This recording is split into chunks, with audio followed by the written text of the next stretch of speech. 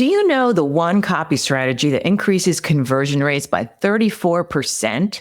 Or another tactic so powerful that you fall for it? Yes, you, even when you recognize it. I'm going to talk about 2 behavioral psychological tools that help you increase your copy's conversion rates and more in today's episode. You're listening to the High Conversion Health Marketer Podcast, the show that helps you craft memorable copy and messaging that connects, captivates, and converts. My name is Linda Melone, and my mission is to help you, the health and fitness marketer, attract your ideal customer with copy that they can't resist so you can grow your business. So in today's episode, I'm going to share the 7, and actually there's a bonus tip, most powerful behavioral psychological tactics proven to increase conversions on sales pages, websites, opt-ins, and emails. Basically, any copy that you write to inspire people to take action. So before we get into today's topic, here's a short story about how this really came about for me. I once had a conversation several years ago with the editor of a popular magazine who was leaving the magazine to start her own product line and to sell it to her audience. And she said to me, well, it can't be that hard, right? I mean, just put it out there and people are going to buy. And I thought, oh, it should be so easy. Although I didn't say anything at that time. But simply tossing offers out to your audience, even if they're fans, isn't that simple. Unless your name is Apple. But for the rest of us mere mortals, you've got to know how your audience makes decisions. And this doesn't mean manipulating them. It's just understanding them enough so that you can write copy that shows you understand them and so they trust you. And specifically, you need to know what emotional triggers do they need to feel before flipping that switch to buy or sign up. Because we all buy with emotion and we justify that action with logic. Research shows it. A lot of research shows it. So here are the most powerful ways to get your readers to say yes. Number 1, use cognitive dissonance. It sounds like a difficult, complex term, but basically it just means it's the psychological discomfort that people feel when their actions or beliefs are inconsistent with their self-image or values. It means, in other words, that when you say that you see yourself one way, but then your actions don't reflect that, there's a problem. It'll impact you and make you feel uncomfortable. So you can nudge this behavior by highlighting this gap between what the person, how they see themselves, and then what they're currently doing that conflicts with that. So something like, you care about being fit, so why are you skipping your workouts? So this creates that tension, and then you come in with the solution. You know, if you just have 20 minutes, we can show you how to stay on track without sacrificing your busy schedule, that sort of thing. Number 2 is you want to appeal to fear and hope. Now, this goes back to the PAS, pain, agitation, solution, popular copywriting formula.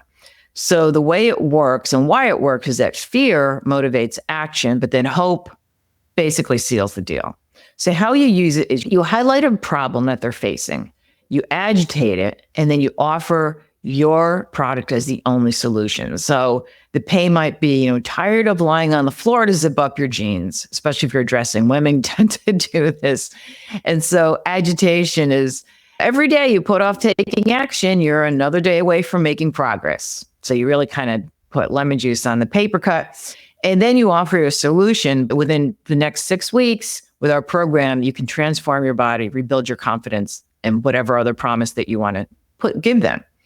Number 3 is using the word because. It sounds super simple, but there's a lot of studies that show how this one word can turn around and make somebody listen to you because it's like you're giving them a reason behind what you're saying. So how to use it would be sign up now because your future self will thank you. Or better yet, sign up now because 3 months from now, and then tell them how they will feel better, whatever promise you want to give them. But the word because is the catalyst that will make them take action. And then number 4, this is one of my favorites, actually, because it's so simple.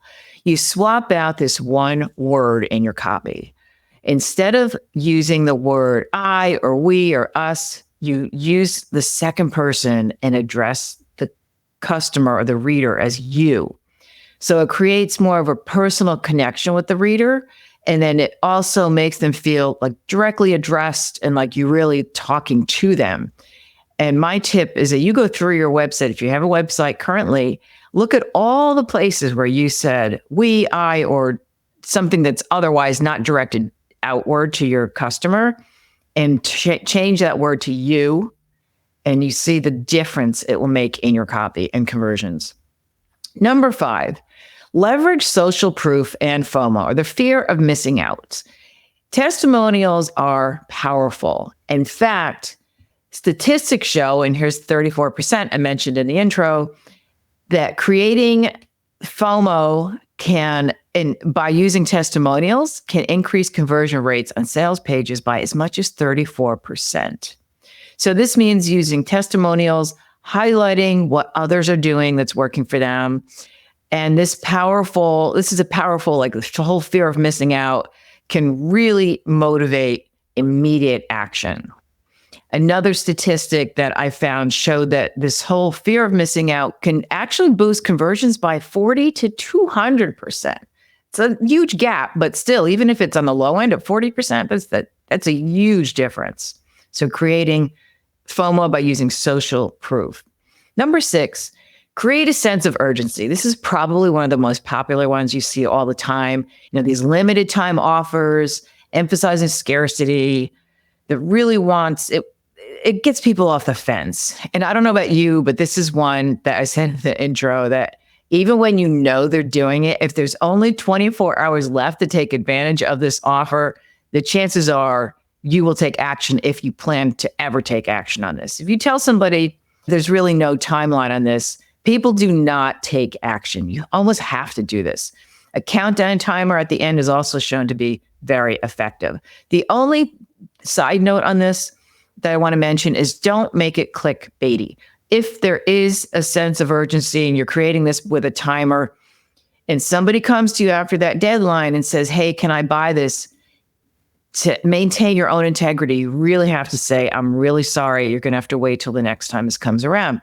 Because if people know that you don't really mean it, they're not going to take you seriously the next time. And that is not something you want. So number 7, the scarcity principle is another one that we also fall for all the time. It's that people place higher value on things that are perceived as rare or limited. And I noticed this, I do this myself, and I don't know if you do this too. When I go into the store and say there's like a certain product I'm looking at and I'm trying to decide between either flavors or whatever it is that I'm buying. And I see that there's one item that is almost out. Maybe there's one left. I'm more likely to go for that one because it's like all these other people must like it. So there's a FOMO thing, right? But it's also that scarcity principle. So we put a higher value on things that we see as rare or limited. So when you say only 10 spots left in the program, offer ends at midnight, whatever it is, again, you need to abide by that and hold that promise. But when you only have a certain number of spots, people are more likely to want to take advantage of that offer at that time. And then a bonus tip I'm throwing in here. I found this looking around at some other tips you don't hear too often. And this is authority bias. So people trust and follow recommendations from credible sources, especially experts. If you say science-backed proof or a fitness program promoted by and created by Harvard-trained nutritionists and endorsed by top athletes, you're more likely to pay attention to that than if it's just somebody's opinion or it's just out there without any statistics to back it up. Which is also why I use statistics where I could find them in this podcast. So that's the reason behind it, because I myself, when I used to write for magazines, I always had to back up everything with stats. So I never got out of that habit, and it's good for anyone who's looking to back up what they're saying. So there you have it, 7 psychological tactics with a bonus that can take your health and fitness marketing from yawn to massively effective. So we talked about using social proof, leveraging scarcity, and a lot more. So now it's time for you to put these tips into action. So pick one tactic that you're not using yet. Maybe it's adding testimonials for social proof or creating urgency with limited time offers. Test it out in your next campaign and see how you do. And also remember, the best marketing doesn't feel like marketing. It just feels like you're connecting with your audience. So when you use these tactics, try not to just sell, but really focus on helping your audience make the changes that they are desiring and they're trusting you to provide for them. And if you want to dive even deeper, next week's episode will be all about crafting some lesser known strategies and tactics to create irresistible, health-focused headlines. You definitely don't want to miss this. I hope you enjoyed this podcast. Please share it with anyone you think would be interested, and we'll see you next week.